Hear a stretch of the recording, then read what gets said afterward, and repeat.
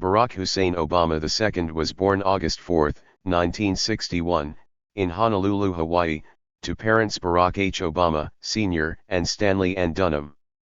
His parents divorced when he was 2 years old, and he was raised by his mother, Ann, and maternal grandparents, Stanley and Madeline Dunham. His mother later married Lolo Soetoro, and his sister Maya was born in 1970. He also has several siblings on his father's side. Obama moved with his family to Indonesia in 1967, where he attended local Indonesian schools and received additional lessons via U.S. correspondence courses under his mother's direction. He returned to Hawaii to live with his grandparents in 1971 and attended Punahou School, from which he graduated in 1979. Obama first attended Occidental College in Los Angeles, before transferring to Columbia University, where he earned a Bachelor of Arts degree in Political Science in 1983. After graduation, Obama briefly worked as an analyst at Business International Corporation in New York City, before changing his career direction toward community service organizing. He relocated to Chicago, Illinois, in 1985 when he accepted a job with the Developing Communities Project.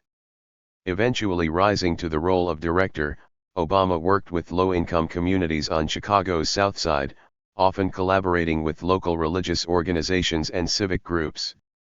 After 3 years of community organizing, Obama enrolled in Harvard Law School. After completing his first year, he worked as a summer associate at Chicago corporate law firm of Sidley and Austin, where his mentor was Michelle Robinson, his future wife. Obama was elected the first African American president of the Harvard Law Review, prior to graduating magna cum laude in 1991. He returned to Chicago in 1992 and served as the Illinois executive director of Project Vote. In 1993, he was hired as an associate at the firm of Davis Minor Barnhill and Gillard, where he largely worked on voting rights cases. Barack Obama and Michelle Robinson were married in 1992 at Chicago's Trinity United Church of Christ. They have 2 daughters, Malia and Natasha Sasha. In the summer of 1995, Obama's first book was published. Dreams from My Father, a story of race and inheritance, detailed his personal history and search for identity. Political career. In 1996, Obama was elected to the Illinois State Senate from the 13th District. As a state senator, he served as Democratic Spokesperson for Public Health and Welfare Committee and co-chairman of the Joint Committee on Administrative Rules, in addition to being a member of the Judiciary and Revenue Committees. He also worked as a senior lecturer at the University of Chicago from 1996 until 2004, teaching 3 courses per year. Obama was elected to a second term in the Illinois State Senate in November 1998. In 2000, Obama made his first run for the U.S. Congress when he sought the Democratic U.S. House seat in Illinois 1st District. He lost to incumbent Representative Bobby Rush by a margin of more than 2-1. In July 2004, Obama delivered the keynote address at the 2004 Democratic National Convention, held in Boston, Massachusetts. He was elected as the junior senator from Illinois in November 2004. While serving as U.S. Senator from Illinois, Obama completed his second book, The Audacity of Hope, Thoughts on Reclaiming the American Dream, published in October 2006. On February 10, 2007, Obama formally announced his candidacy for President of the United States. He accepted the Democratic Party's nomination at Invesco Stadium in Denver, Colorado on August 28, 2008. On November 4, 2008, Obama became the first African American to be elected president. He resigned his seat in the U.S. Senate on November 16, 2008. Barack Obama was inaugurated as the 44th President of the United States on January 20, 2009. Presidential administration. Domestic policy decisions dominated the first 100 days of the Obama administration. The Lilly-led Better Fair Pay Act, which encourages fair pay for all workers and established new methods of protesting unfair paychecks, was the first signed legislation of the administration. To combat the effects of the Great Recession, President Obama signed the American Recovery and Reinvestment Act, known as the Recovery Act, in February 2009, which outlined a policy to create additional jobs, extend unemployment benefits, and established the President's Economic Recovery Advisory Board. In March 2010, after announcing his intent for health care reform in a 2009 address to Congress, President Obama signed the Affordable Care Act, also known as Obamacare, establishing the most sweeping reforms of the American health care system in recent history. To improve access to health care coverage, the act included a patient's bill of rights to end discrimination by insurance companies based on pre-existing conditions. Among its other reforms, the act strengthened Medicare and required the insurer to cover preventative screenings for cancer, diabetes, and blood pressure disorders. The Obama administration centered its foreign policy on drawing down the number of American forces stationed overseas in Iraq and Afghanistan. President Obama also committed to destroying the ISIL, Islamic State of Iraq and the Levant, terrorist organization through the administration's comprehensive counterterrorism strategy, including systematic airstrikes against ISIL, providing additional support to forces fighting ISIL on the ground, increased cooperation with counterterrorism partners, and humanitarian assistance to civilians. On May 2, 2011, President Obama announced to the nation that the United States had conducted an operation that resulted in the death of al-Qaeda leader Osama bin Laden. Following leads from the intelligence community, the raid on bin Laden's Abbottabad compound was conducted with no American casualties. President Obama also obtained congressional approval for military action against Syria following the Syrian regime's use of chemical weapons on civilians. Negotiations with Russia led to the signing of a New START, Strategic Arms Reduction Treaty, which limited the two countries to fewer strategic arms over the course of 7 years through inspections and verification. In 2015, the U.S. and other partners reached a Joint Comprehensive Plan of Action, JCPOA, with Iran, which aimed to prevent Iran from obtaining nuclear weapons and committed Iran to further monitoring of all Iranian nuclear activities. President Obama announced plans to normalize foreign relations with Cuba in conjunction with President Castro, including reopening the U.S. Embassy in Havana in July 2015. The first family visited Cuba in March 2016, making President Obama the first sitting president to visit the nation in 90 years. President and Mrs. Obama returned to their lives as private citizens on January 20, 2017. The 44th President of the United States, 2009-17, and the first African American to hold the office. Before winning the presidency, Obama represented Illinois in the U.S. Senate, 2005-08. He was the third African American to be elected to that body since the end of Reconstruction, 1877. In 2009 he was awarded the Nobel Peace Prize for his extraordinary efforts to strengthen international diplomacy and cooperation between peoples. Obama's father, Barack Obama, Sr., was a teenage goatherd in rural Kenya, won a scholarship to study in the United States, and eventually became a senior economist in the Kenyan government. Obama's mother, S.N. Dunham, grew up in Kansas, Texas, and Washington State before her family settled in Honolulu.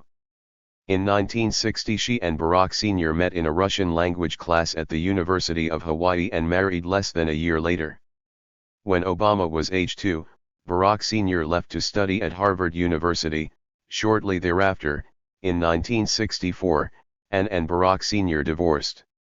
Obama saw his father only one more time, during a brief visit when Obama was 10. Later Ann remarried, this time to another foreign student, Lolo Soetoro from Indonesia, with whom she had a second child, Maya. Obama lived for several years in Jakarta with his half-sister, mother, and stepfather. While there, Obama attended both a government-run school where he received some instruction in Islam and a Catholic private school where he took part in Christian schooling. He returned to Hawaii in 1971 and lived in a modest apartment, sometimes with his grandparents and sometimes with his mother, she remained for a time in Indonesia, returned to Hawaii, and then went abroad again partly to pursue work on a PhD before divorcing Soetoro in 1980. For a brief period his mother was aided by government food stamps, but the family mostly lived a middle-class existence. In 1979 Obama graduated from Punahou School, an elite college preparatory academy in Honolulu. Obama attended Occidental College in suburban Los Angeles for 2 years and then transferred to Columbia University in New York City, where in 1983 he received a bachelor's degree in political science. Influenced by professors who pushed him to take his studies more seriously, Obama experienced great intellectual growth during college and for a couple of years thereafter. He led a rather ascetic life and read works of literature and philosophy by William Shakespeare, Friedrich Nietzsche, Toni Morrison, and others. After serving for a couple of years as a writer and editor for Business International Corp., a research, publishing, and consulting firm in Manhattan, he took a position in 1985 as a community organizer on Chicago's largely impoverished Far South Side. He returned to school 3 years later and graduated magna cum laude in 1991 from Harvard University's Law School, where he was the first African American to serve as president of the Harvard Law Review. While a summer associate in 1989 at the Chicago law firm of Sidley Austin, Obama had met Chicago native Michelle Robinson, a young lawyer at the firm. The two married in 1992. After receiving his law degree, Obama moved to Chicago and became active in the Democratic Party. He organized Project Vote, a drive that registered tens of thousands of African Americans on voting rolls and that is credited with helping Democrat Bill Clinton win Illinois and capture the presidency in 1992. The effort also helped make Carol Moseley Braun, an Illinois state legislator, the first African American woman elected to the U.S. Senate. During this period, Obama wrote his first book and saw it published. The memoir, Dreams from My Father, 1995, is the story of Obama's search for his biracial identity by tracing the lives of his now-deceased father and his extended family in Kenya. Obama lectured on constitutional law at the University of Chicago and worked as an attorney on civil rights issues. In an effort to improve the image of the United States abroad, which many believed had been much damaged during the Bush administration, Obama took a number of steps that indicated a significant shift in tone. He signed an executive order that banned excessive interrogation techniques, ordered the closing of the controversial military detention facility in Guantanamo Bay, Cuba, within a year, a deadline that was not met, proposed a fresh start to strained relations with Russia, and traveled to Cairo in June 2009 to deliver a historic speech in which he reached out to the Muslim world. Largely as a result of these efforts, Obama was awarded the 2009 Nobel Peace Prize. Yet some left-wing critics complained that he actually had adopted and even escalated most of the war and national security policies of his predecessor. Indeed, when Obama accepted the Nobel Prize in December, he said, "Evil does exist in the world, and there will be times when nations acting individually or in concert will find the use of force not only necessary but morally justified." Notwithstanding that tough talk, there were others who criticized Obama for issuing only a mild condemnation of the Iranian government's crackdown on pro-democracy dissidents following a disputed election in June 2009. Moreover, the Obama administration's handling of national security was questioned by some when a Nigerian terrorist trained in Yemen was thwarted in an attempt to bomb an airliner headed for Detroit on Christmas Day, 2009. After enjoying soaring popularity early in his term, Obama became the target of increasing criticism, largely due to the slow pace of economic recovery and continued high unemployment rates, but also because of widespread opposition to Democratic efforts to reform health care insurance policy, the signature issue of the Obama presidential campaign. Obama had entered office promising to bring an end to partisan squabbling and legislative gridlock, yet, in the wake of the failure to obtain any real bipartisan cooperation, congressional Democrats, according to Republicans, had settled into governing without substantive Republican involvement. Republicans, on the other hand, according to Democrats, had become the party of no, seeking to obstruct Democratic legislative initiatives without offering real alternative proposals. It was in this highly polarized environment that Obama and the Democrats attempted to enact health care insurance reform. Having chosen to become the first president since Woodrow Wilson to remain in the Capitol after the end of his term, Obama purchased a 9-bedroom home in the Colorama neighborhood with the intention of staying for 2 years so that his younger daughter, Sasha, could complete high school in Washington. Although he indicated at his final press conference that he did not intend to be actively involved in politics, he outlined several developments that could reverse that decision, including systematic discrimination being ratified in some fashion, the creation of obstacles to voting, and efforts to silence the press or dissent. The former president and former First Lady received a joint $65 million advance from Penguin Random House's Crown Publishing Group for their respective memoirs. Obama also began undertaking high-paid speaking engagements, including addresses to Wall Street financial firms, which earned him as much as $400,000 an outing, as well criticism from some corners for his acceptance of extravagant fees. Supporters countered that those high fees contributed to making it possible for Obama to donate some $2 million to job training programs for low-income residents in the Chicago area. Jackson Park, on Chicago's South Side, was chosen by the Obama Foundation, founded in January 2014, as the location for the Obama Presidential Center. Intended as an economic engine for the South Side, nestled in Parkland, and dedicated to informing and inspiring future leaders, the center was designed to include a library, museum, athletic facility, and forum for public meetings. It also was planned to serve as the headquarters for the Obama Foundation and the My Brother's Keeper Alliance, the organization Obama founded in 2014 to provide opportunities for boys and young men of color. The former president also indicated his support for the National Democratic Redistricting Committee, an organization led by former Attorney General Eric Holder that was focused on executing a comprehensive redistricting strategy to counter what it saw as the abuses of Republican gerrymandering. Even as the Trump administration rolled out a succession of policy initiatives seemingly aimed at eradicating Obama's achievements in the realms of healthcare, climate change, immigration, and financial regulation, Obama for the most part honored the unwritten tradition of former presidents refraining from criticism of their successors' actions. On occasion, though, Obama did take issue with some of Trump's policies and the direction in which Trump was taking the country. Notably, Obama was critical of Trump's decisions to withdraw from the Paris Agreement on climate change and from the 2015 agreement with Iran on nuclear development, as well as Trump's order to terminate the Deferred Action for Childhood Arrivals program. In 2020, Obama began to take a noticeably more active role in American political life.